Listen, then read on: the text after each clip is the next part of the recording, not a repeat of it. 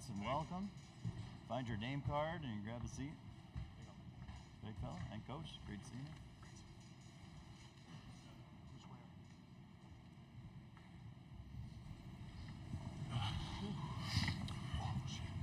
At this time, we welcome Alex Caraban, Stefan Castle, and Donovan Klingen from UConn, along with the head coach, Dan Hurley. We'll ask Coach Hurley to open things up with a statement, and then we're going to look for questions for our student athletes after the opening statement. Coach.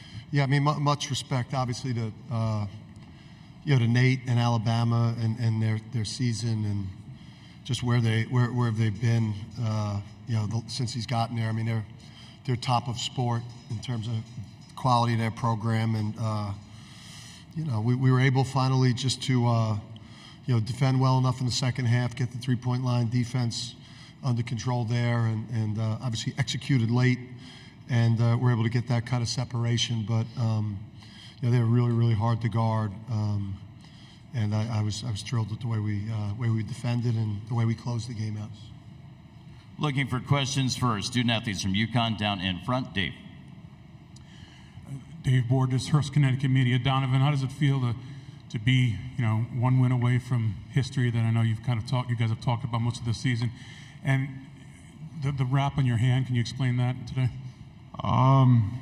The first part, everyone came to UConn to try to be a part of history, and we're one step closer to our goal. But none of us in this locker room are satisfied, and we know we have a lot of work to do. We have a big matchup on Monday. And my hand, just as bruised it the other day. I'm good. Staying up front on the left side. Stefan's tied your career high. I'm curious, first of all, if you were a little frustrated sitting out the last 5 minutes with the foul trouble, and second of all, if you were kind of aware that you were feeling it from the get-go, or if it just kind of came naturally to you. Sitting out, clearly I didn't want to sit out, but, I believe in our depth of our team, so, I wasn't worried at all for me sitting out. And, I had it going. My teammates, they put me in great position to be successful, and, I saw a couple shots falling early, and, I just had it going. If you have a question for Alex or Stefan or Donovan, please raise your hand. We'll go down front with Zach. Zach Brazil, New York Post. Donovan, what do you think about facing Edey? Probably the most dominant player in the sport the last 2 years, National Player of the Year the last 2 years. Are you excited? Are you looking forward to playing against a guy like that? Yeah, I'm really excited. You play at this level to play big-time matchups, big-time games, and, I got a lot of respect for Zach Edey. He's a great player, me and my team are going to get ready to battle and give everything we got on Monday. Continuing with questions for the student athletes from UConn. Go down front, Dom. Alex, when the team is hitting threes like they were in the first half, what type of feel sets in on your side? Do you get frustrated with it that you can't pull away, they keep responding with threes, or do you feel like sooner or later they're going to cool off? How are you approaching that when that's going on? Yeah, we weren't surprised by it at all. We just had to stay together, and we just had to tighten up on the defensive end. We thought they were making threes because we were gifting them open threes. So we thought in the second half we had to do a better job of disrupting and making sure that they don't get open threes off. And I think we did a great job there in the second half. On the right side up front. Back right microphone. Stefan, Sam Lance with Adam Zagorian and Zagsblog.com. Those who know you know that you very rarely kind of get emotional, show emotion on the court. But after that alley-oop dunk, you were pretty animated out there and let Alabama know a little bit. What was it that kind of brought that out of you? I just sensed that we had started to spark a run. I was just trying to get my teammates, just to have a little energy on the court. And, it was a good dunk. It was a great pass by T-New, so I got kind of fired up for it. Back up front with Zach. Zach Brazil, New York Post. Alex, it's now 11 straight tournament games you guys have won by double figures. You're making this look easy. Why do you think you guys have had such consistent domination in this tournament the last 2 years, and why have you been able to just kind of pick up where you left off this year from last year? I think we just stay true to our identity. It's something that the coaching staff preaches every day. If we just focus on the defense and the rebounding, then everything else could go our way. And it really starts on the defensive end with us. We can get out in transition, and then offensively, we're just so unselfish, and we'll pass up good shots or great shots. We just have so much trust in one another. And then as Coach Hurley, I mean, he never let the returners be complacent with what happened last year. And the new guys, they're hungry for what we did last year and to have that feeling. So there's no let off. Any further questions for those student athletes from UConn? There's one on the left. Yeah, Kevin Sweeney, SI. For either Alex or Donovan, obviously you guys have seen what Steph can do offensively in practice, but to see him be this assertive and dominant on that end of the floor in a game like this, were you surprised? What did it mean to the team today? We'll ask Alex to take that first, then Donovan. No, I'm not surprised at all. I mean, we see it in practice, like you said, every day. And, we always want to be aggressive if you have the opportunity. And he had the opportunity at the beginning of the game to be aggressive, and he took advantage of it. So it's not really a surprise to us. I mean, we know how talented of a player he is on both ends of the floor. So, I mean, it's not a surprise at all. Donovan, you can wrap things up here. Yeah, like Alex said, it's not surprising at all. He's not like any other freshman. He's out there to do whatever his team needs, for him to do to win. And, he's, one of the best on-ball defenders that you'll see. And, he puts a lot of work in, and, he's the most unselfish player on his team. Did you have a quick follow, Zach? Go ahead. Steph, did you notice that them kind of playing off you a little? It looked kind of like their game plan was, make you beat them, especially early. Yeah, I noticed it like the first play of the game when we were trying to run a set and the guy was guarding me in the paint. So I tried to take advantage of it early. Did that motivate you at all? That kind of that them not really respecting your jump shot and kind of daring you to score?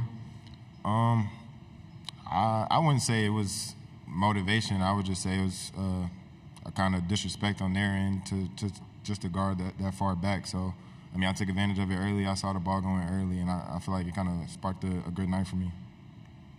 We want to congratulate and thank Alex, Stefan, and Donovan for joining us down here. Congratulations again, guys. We'll see you back here tomorrow. We're going to take questions for Coach Hurley in just a moment. UConn student-athletes are headed back to the locker room, which is open. We're going to take the first question for Coach Hurley with Eddie on the right side.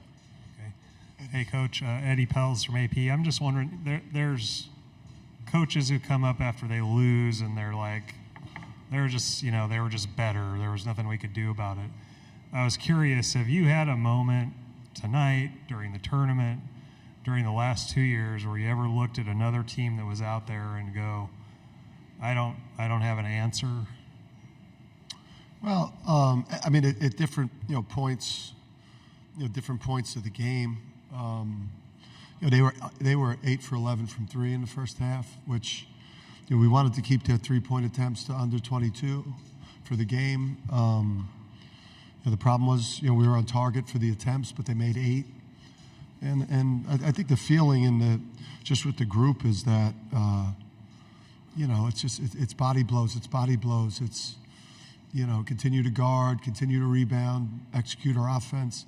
And then eventually there'll be a breaking point opportunity, that will present itself, especially in this tournament for us. We've just played so well. Back in the room in the center.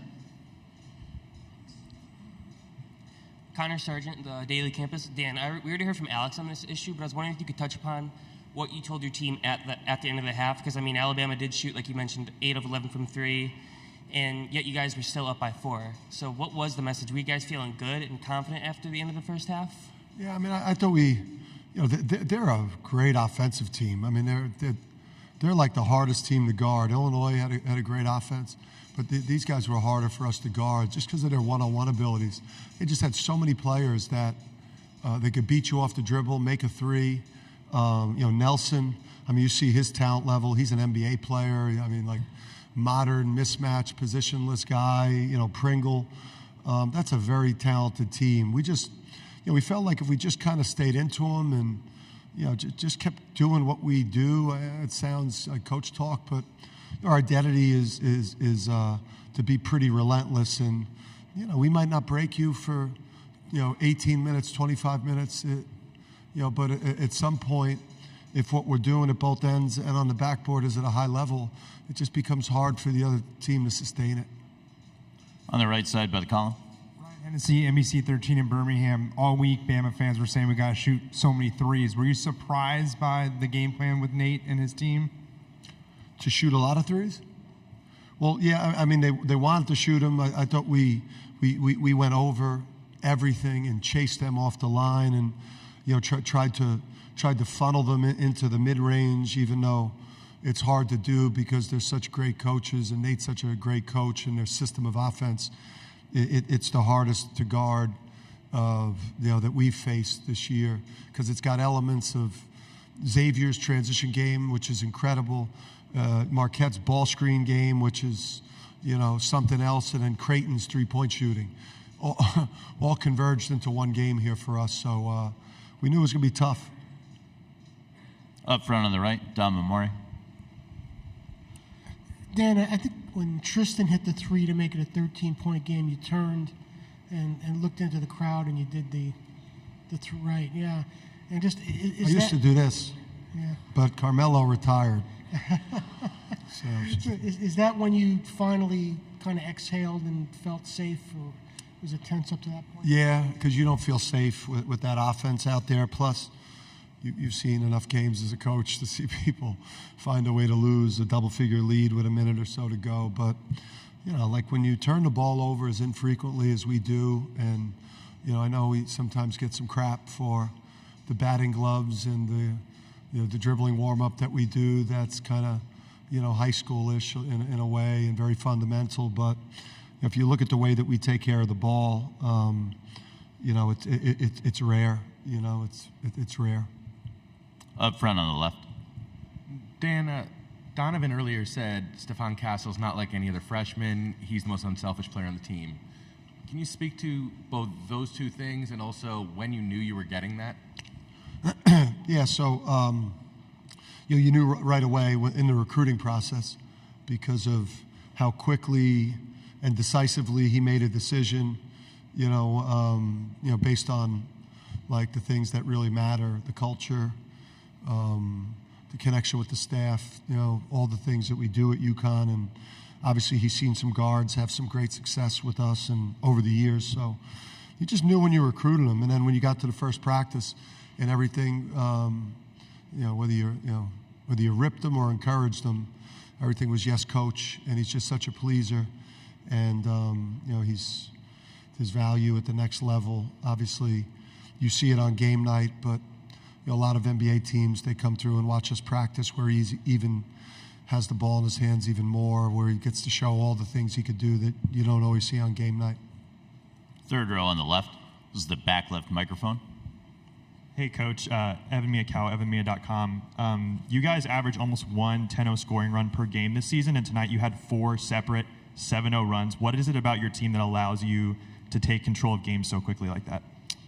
Yeah, you know, we flirted the whole year with 50% from the field. I think from an efficiency standpoint, we've been the number one offense in the country. You know, we've kind of passed that, you know, back and forth with Purdue and Illinois and Alabama throughout the year. So, you know, the offense is super efficient.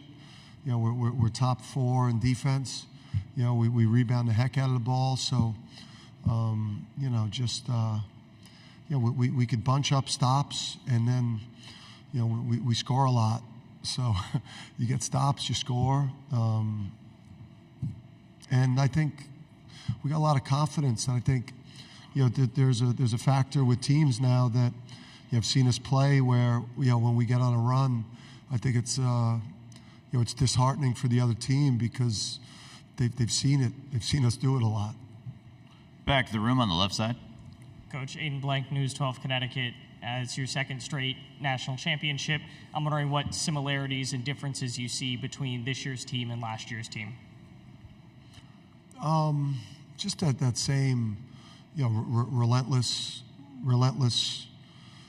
you know, effort and just a meticulous approach to, you know, to performance and winning and game planning with Luke and Kamani. 2 of the best in the country at what they do in every facet. So I think like Jordan's a different player than Cam, and Steph's a different player than Andre Jackson, and the bench is a little bit different. But, the culture, the preparation, the commitment to every aspect of the game so that we keep ourselves as bulletproof as possible in this tournament, which is hard. We make a hard tournament look easy. It's crazy. I want to congratulate Coach Hurley on making the title game once again. Thank you very much, Coach.